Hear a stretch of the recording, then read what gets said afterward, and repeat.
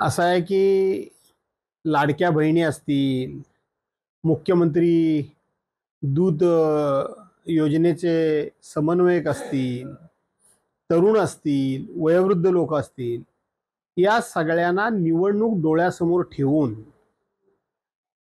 केवळ आणि केवळ आपला पराभव आता नक्की आहे आणि तो पराभव हा महाराष्ट्र सरकारच्या नेत्यांच्या डोळ्यासमोर दिसत होता. त्याला कारण देखील होतं.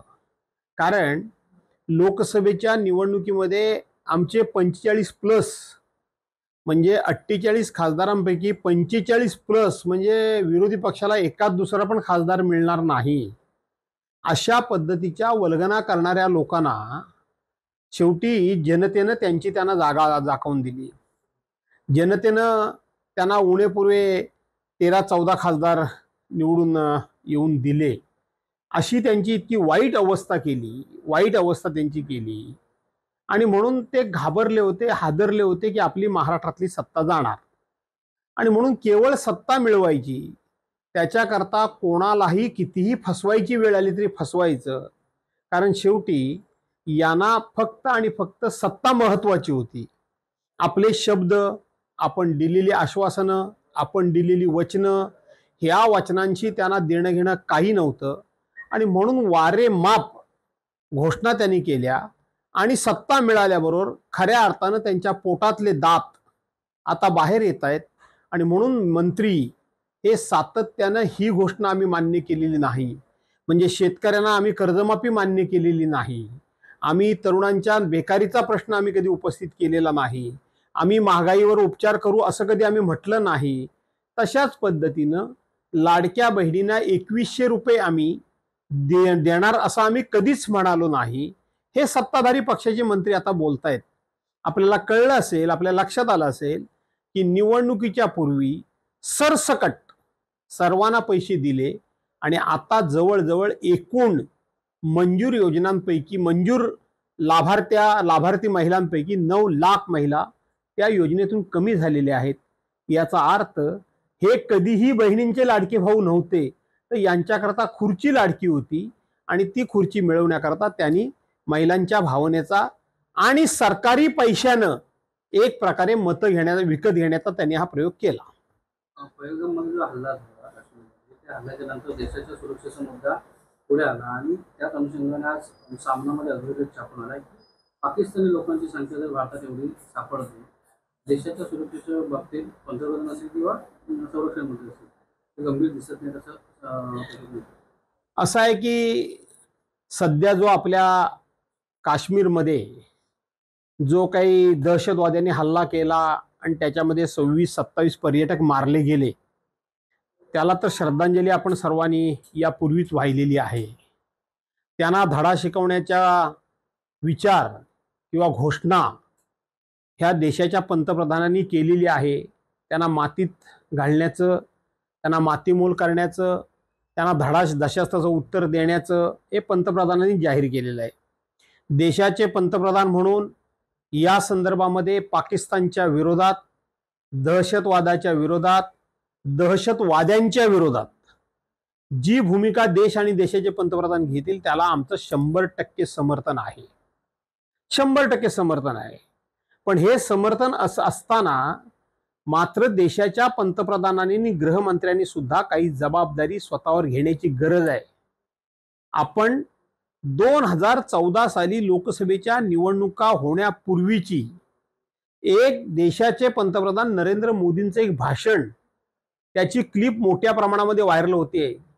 ते तत्कालीन पंतप्रधान डॉक्टर मनमोहन सिंगांना प्रश्न विचारतायत की NIA तुमच्या ताब्यात, मिलिटरी तुमच्या ताब्यात, संरक्षण खातं तुमच्या ताब्यात, संपूर्ण इंटेलिजन्स ब्युरो तुमच्या ताब्यामध्ये, अशा पद्धतीनं सगळ्या सरकार तुमच्या ताब्यामध्ये, सगळ्या प्रकारच्या संरक्षण यंत्रणा ताब्यात असताना हे अतिरेकी आपल्या देशात येतातच कसे हा प्रश्न माझा काँग्रेसला आहे, हा माझा प्रश्न देशाच्या पंतप्रधानांना आहे, असे म्हणणारे पंतप्रधान नरेंद्र मोदी यांच्या कालखंडामध्ये, यांच्या कारकिर्दीमध्ये सातत्यानं हल्ले होत आहेत.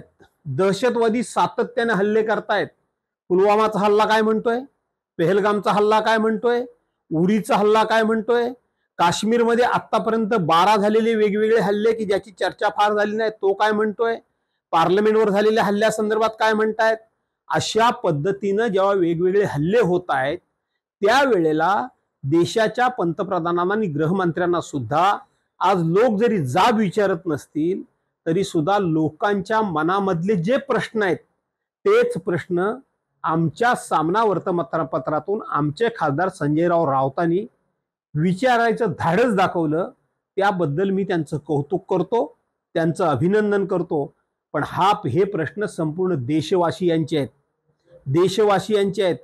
तुम्ही आता हे परवांचं पहिलं बघा आमचं प्रकरण, हे जसजसं बाहेर येईल तसं तुम्हाला कळेल की याच्यामध्ये पूर्णपणे सरकारचं फेल्युअर कसं आहे. सरकारच्या संरक्षण ज्या वेगवेगळ्या एजन्सीज आहेत, मग सीआरएफ असेल, सैन्य असेल, पोलीस दल असेल, स्पेशल दल असेल, या सगळ्यांचं पूर्णपणे हे फेल्युअर आहे. म्हणजे सरकारचं फेल्युअर आहे की हे दहशतवादी इतका वेळ अगोदर कसे येऊन राहू शकतात देशामध्ये, एवढ्या मोठ्या संख्येनं कसे येऊन राहू शकतात. ज्या ठिकाणी हा हल्ला झाला 22 एप्रिलला, परंतु फक्त आणि फक्त 19 एप्रिललाच त्या भागामध्ये जाण्याची परवानगी देण्यात आली होती. ही दहशतवाद्यांना कशी कळली. आणि 19 एप्रिलला 19 एप्रिलला त्या भागामध्ये तो भाग पूर्णपणे बंद होता, सील होता. तिथे पर्यटकांना जायला परवानगी नव्हती. त्या भागामध्ये हे अशा पद्धतीचे दहशतवादी कसे जाऊ शकतात अचूकपणे, नेमकेपणानं. तुम्हाला दुसरी गोष्ट माहित आहे का की ज्या ठिकाणी हल्ला झाला तिथून अवघ्या 5 मिनिटावर त्या ठिकाणी सीआरएफचा कॅम्प आहे. तिथं 500 जवान त्या कॅम्पमध्ये आहेत. आपण सातत्यानं बातम्या ऐकतोय की 40 मिनिटं दहशतवादी जात, धर्म, नाव हे विचारून खात्री करून गोळ्या घालत होते. 40 मिनिटं 5 मिनिटावर असलेल्या कॅम्पमध्ये 40 मिनिटांमध्ये तिथं संदेश जाऊ शकला नाही, मेसेज जाऊ शकला नाही. 1.5 तास तिथं बॉड्या तिथं पडलेल्या होत्या. 1.5 तास त्या नेव्हीचा जो कॅप्टन ते मारला गेला, ज्याचं लग्न 16 एप्रिलला झालं होतं आणि ज्याच्यावर 22 एप्रिलला गोळ्या घातल्या गेल्या, त्याच्या तिथं त्याची पत्नी त्याच्या बाजूला 1.5 तास बसलेली सांगितलं जातं. 1.5 तासामध्ये कुठलीही यंत्रणा तिकडे फिरकली नाही. हे कोणाचं अपयश आहे.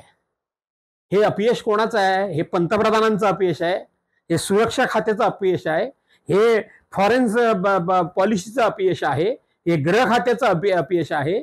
आणि म्हणून आज हे सगळे गोष्टी भावनिक फक्त मुद्दे करून हे लपवलं जातंय. परंतु संजय राऊतांसारखा माणूस हे बाहेर दाखवण्याचा प्रयत्न करतोय. त्यांचं कौतुक केलं पाहिजे, त्यांना सर्वांनी समर्थन दिलं पाहिजे.